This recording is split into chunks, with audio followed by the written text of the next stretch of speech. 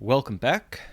We are in the middle of reading a chapter on magic in northern Sweden from the book Laponia by Johannes Schäferis from 1673. One note before I begin. When I last left off, he had provided a bunch of illustrations, and he was about to describe them in extreme detail.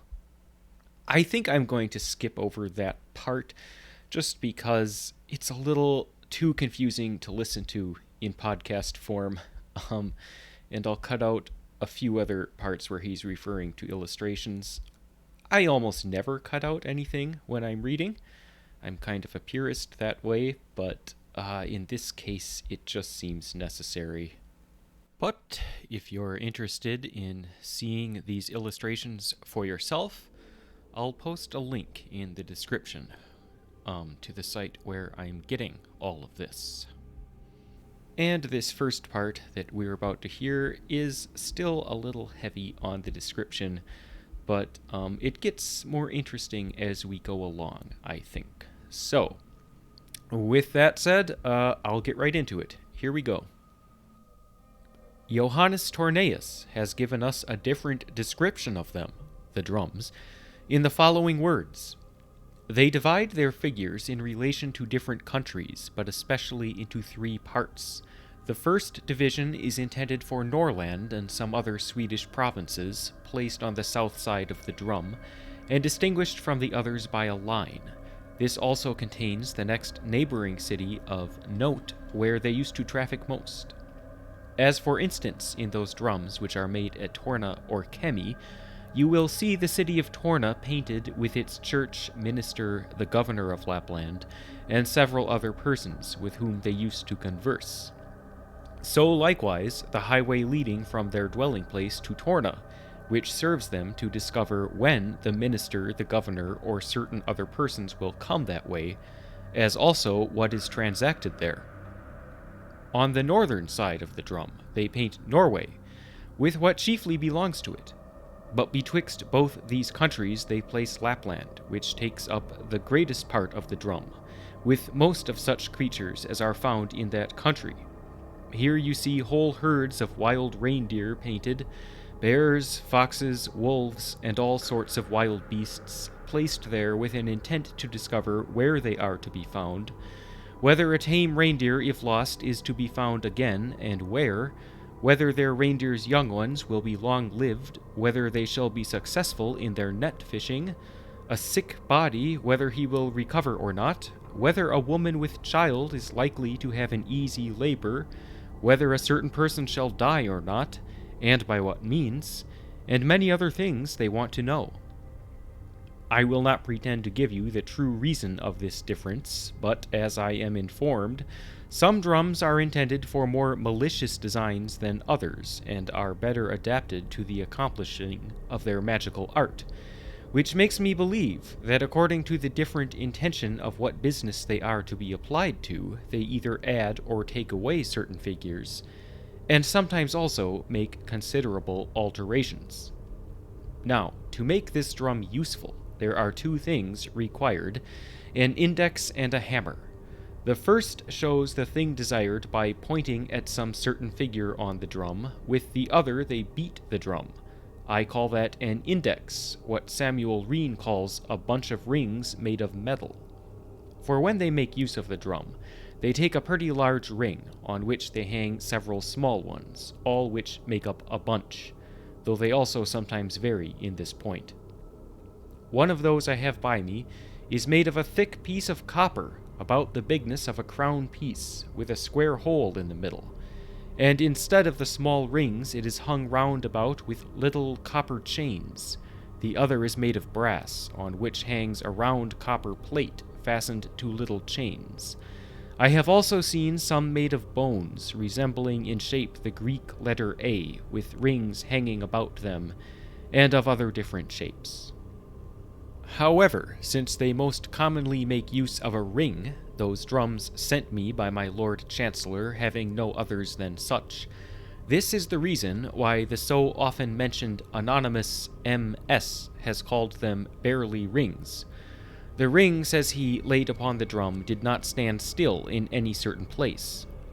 Olaus Magnus calls them brazen serpents or toads, for so they call those rings, not that they are really such or have any resemblance to serpents or toads, but because by those rings they represent those creatures which they look upon to be very acceptable to the devil, and whose pictures they frequently make use of in their magic.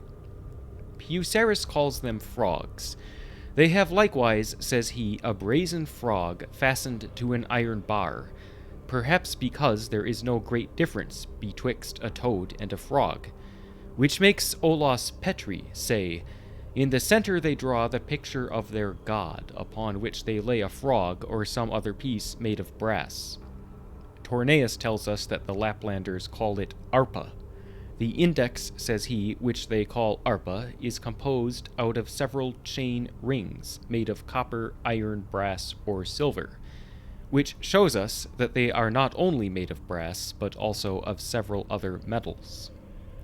The hammer they call that same instrument wherewith they beat the drum, as we may see from what has been alleged out of Olaus Magnus and Johannes Tornaeus, the last of which says, they raise their familiar spirits by beating the skin with a hammer, but this hammer must be imagined to have the least resemblance to a smith's hammer, as the engraver of Olaus Magnus's had falsely persuaded himself. But it is a certain instrument so called by the Laplanders, and dedicated to this peculiar use, made of a reindeer's horn branching out like a fork, this being the head of the hammer, the rest the handle. With this hammer they beat the drum, not so much to make a noise, but thereby to put the ring laid upon the skin into motion so as to pass over the pictures, till they are satisfied in what they look for. And thus I have given you a description of the Lapland drum, with all its appurtenancies, viz., the ring and the hammer, such as they use among the Laplanders subject to the crown of Sweden. The Finlanders, bordering upon Norway and subject to Denmark, do likewise use those drums, but something different of those I have described to you just now, as is manifest from the description given of them by the learned Olaus Wormius. It is, however, my opinion that the difference betwixt theirs and ours is not real, but rather accidental, arising from thence that the drum described by Wormius was perhaps intended for some particular use. But let us see, for Wormius describes the drum he makes mention of in the description of his study. The Lapland drum, says he, which they use in their magic, and by beating which, to a certain tune, they pretend to discover many things, is made of an oval piece of wood hollowed. Its length is about a foot, its breadth 10 inches, having 6 holes cut in it with a handle in the middle, whereby they hold it with the left hand, whilst they beat with the right. Over this they stretch a skin, fastened to it with nerves, painted with divers rude-shaped figures, drawn with blood or some other red color. Upon this lies a piece of brass in the shape of a rhomboid, somewhat convex, its diameter being of 2 inches, in the middle of which and on each corner hangs a small brass chain. The instrument made of bone, wherewith they beat the drum, is about 6 inches long, of the thickness of a little finger, resembling the Latin T. The Laplanders use this drum upon diverse occasions, and pretend to do great matters by the help of it, which makes them have it in great esteem, and keep it with much reverence. They secure and wrap it up together with the index and hammer in a lambskin. The Laplanders, says Samuel Reen, set a great value upon their drum, for they always keep it wrapped up, together with the rings and hammer, in lambskin. Thus it is in my edition, though I have found it in another written loomskin, which does not signify a lambskin, but the skin of a certain bird, of the waterfowl kind, and is in this country called loom. Wormius has given us a description of it in his study, and I shall perhaps have an opportunity of describing it more at large when I shall publish a catalogue of the rarities I preserve in my study. Nay, they look upon this drum as a sacred thing, which for this reason must not be touched by marriageable women. No woman, says the same author, that is come to age of maturity is permitted to touch the drum.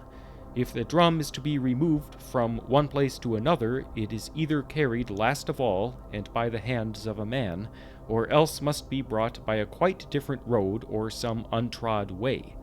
The drum, says the same author, never goes first, but last of all, being carried by a man and not a woman, sometimes through such roads as were never made use of before.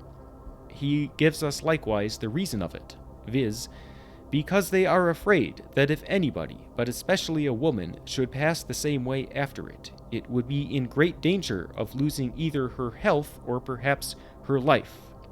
And this hazard they run for the first 3 days after, of which they do give you several instances.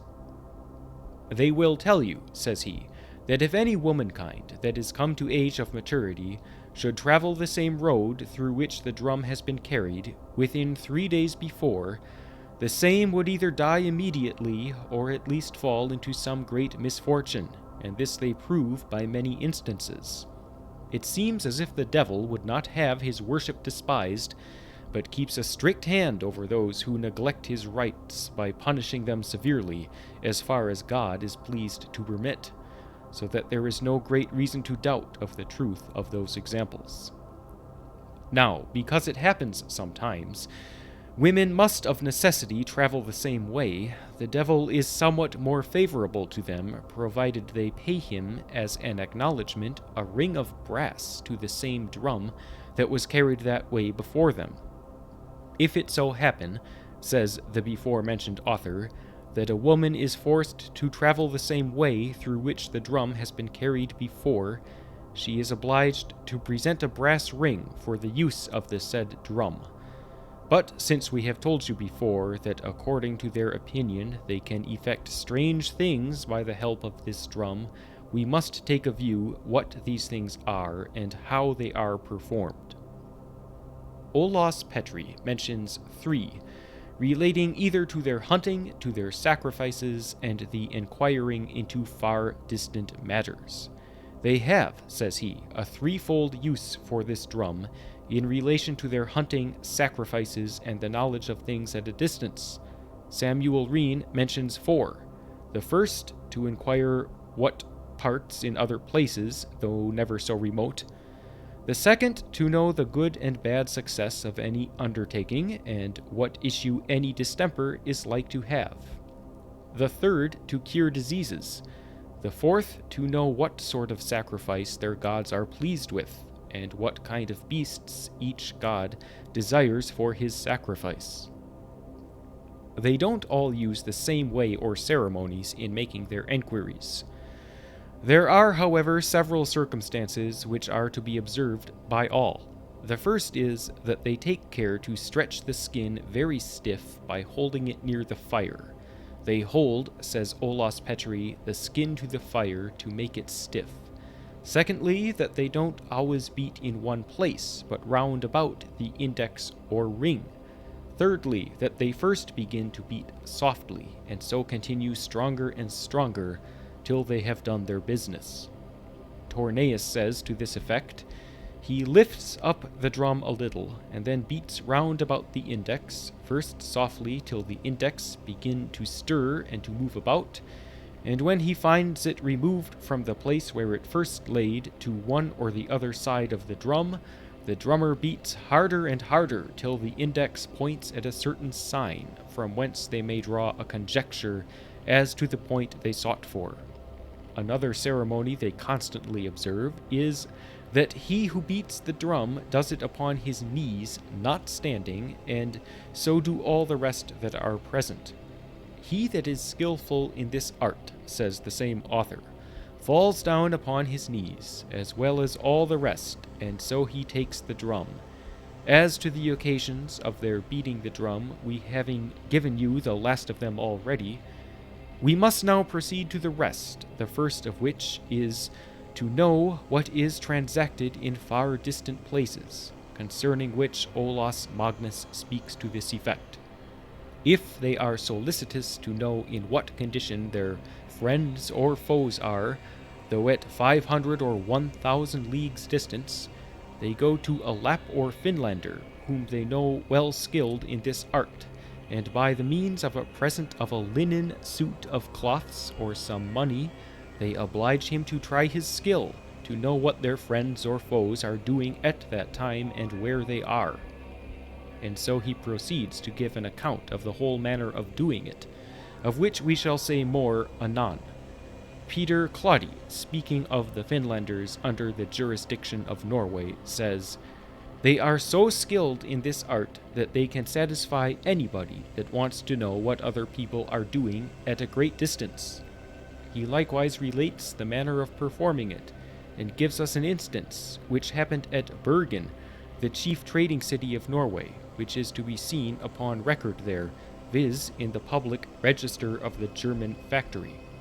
There was one John Delling, living in that city in the quality of a factor of a certain German merchant, who, meeting one time with a friend of his called James Smaufwend, who had a certain Norwegian Finn Laplander in his company, he asked him whether he could tell him what his master was then doing in Germany. The Finn Laplander, having answered him he could, began immediately to make a great noise, as if he were drunk. Then, leaping and turning himself several times round in a circle, he fell upon the ground without any sense or motion.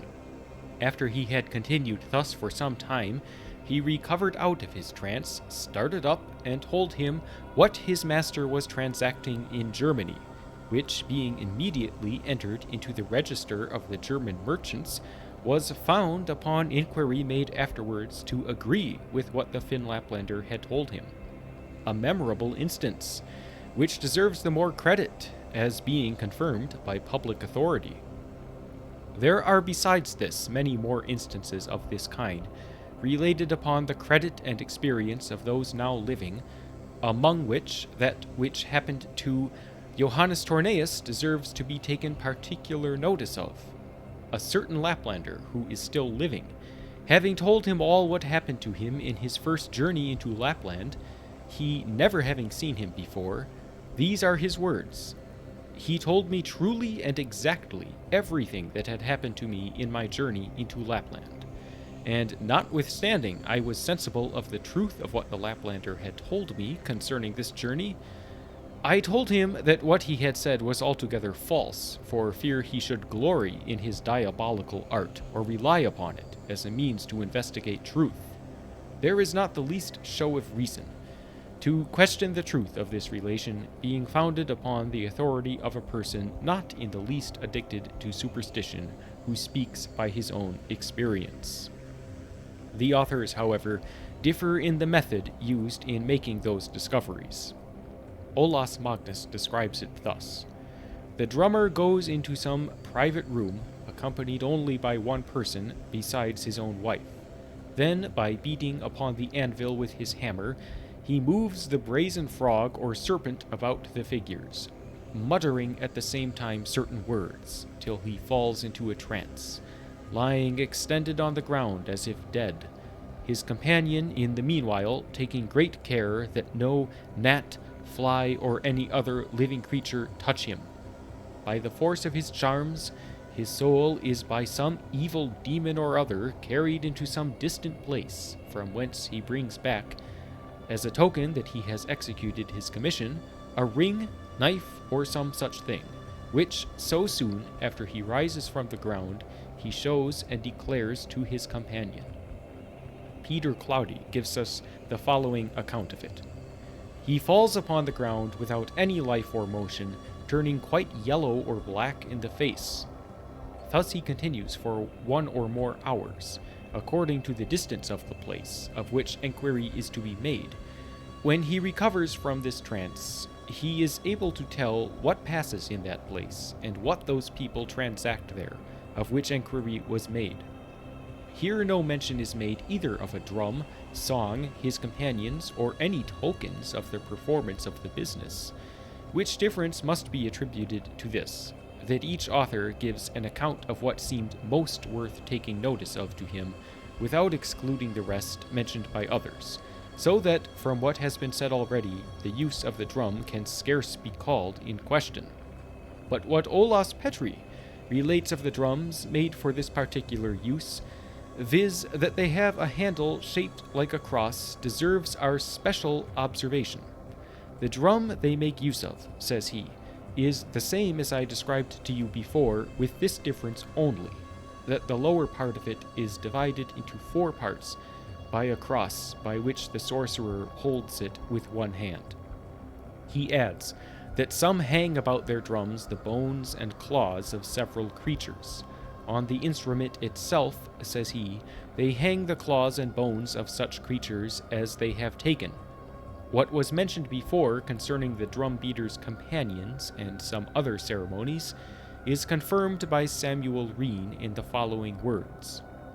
When they are curious to know what passes in foreign countries, the Laplander has recourse to his drum as follows. He takes several rings made of brass, which, being tied together by a chain of the same metal, are laid upon the drum where the figure of the sun is painted. Then, with a forked hammer made of bone, he beats the drum till the rings are put in motion. In the meanwhile, he that beats the drum sings a song with a loud voice, called by them Jouke, Jouke. The rest there present, as well men as women, sing likewise certain songs, the first with a high, the last with a lower voice, which they call Dura, D-U-U-R-A. These songs are composed of certain words, relating especially to those places from whence they are to bring intelligence. Here you find the drum mentioned, as well as the standers-by, not only one, besides the drummer's wife, as Olaus has it, but several, both men and women, singing as well as the rest, besides 2 different sorts of the first, belonging to the drum beater, called Jouke, the other sung by the standers-by, Dura. We must now see also what they say concerning their casting themselves on the ground. After the drummer, says the same author, has for some time thus beat the drum, he falls on the ground as if he were asleep. The so often mentioned manuscript says, they fall down on the ground as if they were in a trance, nay, as if they were dead. Bucerus says thus, after the sorcerer has with his usual ceremonies called upon his gods, he falls down and sounds away on a sudden, no otherwise than if the soul had left the body. There being not the least appearance of life or motion, Peter Claudi says, their spirits and soul leave them, there being not a few who are of opinion that the soul really leaves their bodies, whilst they lie in this condition, and returns afterwards, which makes Olaus say that the soul of the sorcerer, under the conduct of the evil spirit, goes to bring back certain tokens from most remote places. Though I cannot but look upon this as a very erroneous one, it being not in the power of the devil to restore the soul to the body when once departed, so that this drum beater lies only dead in appearance, the soul having not left his body, but her active faculties being only stifled, which makes him lie in a trance, and appear as if he were asleep, his face being black, with a most horrid aspect. Concerning which the anonymous M.S., besides what Peter Claudi has upon this head, says, they sing for a considerable time, till they fall down in a trance. During this time they suffer extremely, the sweat breaking forth plentifully in their faces and all over their bodies, which, as Lundius observes, all this while feels as hard as a stone. After the drum beater has done beating, he falls on the ground with his drum, which he lays on his head. Upon this point, Samuel Reen makes this particular observation, viz., that both the men and women there present don't cease to sing, and repeat their songs as long as he lays thus on the ground, for fear he should lose his errand he is sent upon. His words are as follows. In the meanwhile, all there present, both men and women, continue their singing without intermission, till the drum beater be awakened from his sleep to put him in mind of what is desired to be known. The anonymous M.S. adds to this, that unless they did so, the drum beater would never recover out of his trance, but die in good earned. The rest there present, says he, obliged to continue singing as long as he lies in this trance, to put him in mind of what had been proposed to him before he fell into the trance. Otherwise he would never come to life again.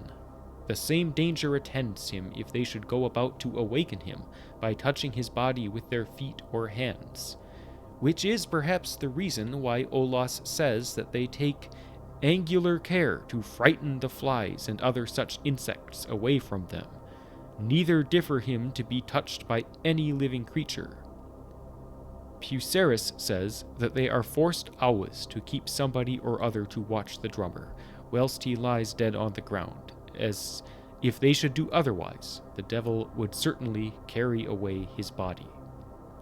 What he mentions here of the devil's carrying away the body is absolutely contrary to truth, his opinion being only that he would never recover out of his trance. They are obliged, says Olaus Petri, to watch the body whilst thus extended on the ground without life, lest anything should touch it being their opinion that if it should happen so, he would never come to life again. At the ceremonies requisite to this work being thus performed in a little time, the drum beater comes to himself again, and gives them a satisfactory account of what they desired to know. Then the drum beater, says the same author, begins to tell what he has been able to learn by the help of his drum, viz., what is transacted in far distant places. Pucerus will have it that it requires 24 hours, but the time is not certainly determined, the drummer awakening sometimes in a less, sometimes in a longer time, according to the greater or lesser distance of the place from whence he is to give an account. 24 hours being the longest time requisite for the inquiry of matters, though at never so great a distance. Olaus Petri says positively, they give you an account of whatever is proposed to them, though at some 100 leagues distance, and this they perform within 24 hours' time. And to take away all objection to what the drummer relates were not agreeable to others, he shows them certain tokens, such as are proposed by the person who asked him the question, according to Olaus. Olaus Petri does confirm this by his testimony when he says, as a confirmation that what they have said is really true, they bring to him who hired them a knife, shoe, ring, or some other thing as a token that they have performed their business well. This is the first and principal use of the drum. If we believe Lundius, there are some among the Laplanders who, without the use of the drum, are able to discover things, though at the greatest distance, by the help of their geniuses, with whom they have contracted such a familiarity that, as we told you of a certain Laplander of Torna, they send them beforehand to the places where their fairs are to be kept, to bring them word what Swedish and other merchants are come thither. If they are at a considerable distance from their habitations, they dispatch their genii to see what passes there and how their wives, children, and reindeer do in their absence. Those of the Laplander who are most skillful in this art are most esteemed and honored by the rest, who call them lords or kings of the mountains, called Talises, which divide Norway from Lapland. They acknowledge their authority and willingly submit their geniuses to the other's command. We must now come to the second use, viz., to know the event of things to come, whether they shall meet with good success in their hunting or any other thing they intend to go about. For this they also pretend to know by the help of their drum. In order to do this, they put the rings upon it, and whilst they are beating, they sing their songs. If the rings go about to the right, according to the course of the sun, they promise themselves good luck. If they move contrary, viz., to the left, they dread the event as fearing it will prove unfortunate. Samuel Reen says to this purpose, when they have a mind to inquire after the good or bad success of things, they place the same bunch of rings on the picture of the sun, upon the drum. If the rings move about the drum according to the course of the sun, They promise themselves good fortune, health, and prosperity, both to men and beasts. But if they turn about otherwise, contrary to the course of the sun, they expel nothing but ill luck, distempers, and back success. It is no difficult matter to guess at the reason of this opinion. For they, looking upon the sun, as we told you before, as the original cause of all productions, they conclude that if the rings follow the footsteps of that being which rejoices them with so many beneficial things, they portend prosperity to them. This they make use of in all their concerns of moment, as when they are to undertake a journey, or to go a-hunting, to change their habitations, or any such like thing, as we have told you before, and shall show more at large hereafter. They make a certain peculiar observation, when they use the drum, on the account of hunting, viz., whether the index or ring moves to the east or west, it being their opinion that accordingly they ought to go in quest of their game, if they shall have good success. When they intend to go a-hunting, says Olaus Petri, they hold the skin that covers the drum near the fire to extend it the better. Then they put the frog, which is placed in the center, into a motion by continually beating the drum with the hammer till it stands still upon one of the pictures, either to the east, west, north, or south, which serves as a direction to the skillful drummer or huntsman which way he is to look for his game that day, or what kind of creature, fishes, birds, or wild beasts he is to catch. And it looks like we've reached half an hour, so I will cut it off here tonight, trying not to go too long. And we'll have one more episode here. This will be a 3-parter where I cover the rest of the chapter, and it looks like that will be about the use of the drum to cure disease, as well as a few other odds and ends. And then we'll be totally caught up with Swedish sorcery in the 1600s. So, I will leave it here for tonight, and we'll pick up again in a future episode. Signing off, have a good one.